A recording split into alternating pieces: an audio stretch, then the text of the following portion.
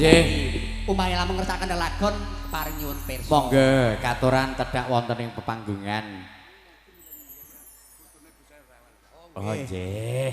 Meniki wonten syarat mlebet dumateng para tamu. Dumateng. Niki enten sing meteng enek sing ora kaya dumeteng. Dumateng. Oh. Nggih. Ingkang kagungan mobil H8826 GG nyuwun tulung dipun geser.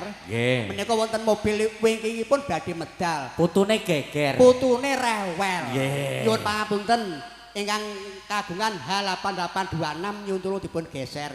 Putune oh mobilmu, Nduk. Lah. Iki nyuwun pirsa para priyagung Siap. Sopokerto ngersakaken lelagon napa? Nggih, menika tamu agung saking keluarga ageng, keluarga Bapak Suratman. Nggih, Bapak Suratman. Mas Tejo, monggo. Alhamdulillah pepundhenku Nggih. Mas Tejo iki digenake sisan. Iki kanggo sapa? Oh iya. Ki alah kiwa tengen piye iki. Anu, Bapak nyuwun ngersakaken lelagon menapa, Bapak? Monggo, boten bayar, Pak. Saestu mbu. Wong niki nek ditimbali teng Kemplak murah, Pak. Namung 750. 750. Non. Selendang biru lho. Mas Titis selendang biru Priyagung Sobokerto nyoke-nyoker basa iki menteleng bae nyonyo. Mbak Erna. Oh alah yum nyonyo. Iki kok Mbak Rini ya nyangoni sing dilontrong. Ayo aja kuwatir. Alah. Iki dit panas ya Iki dit panas.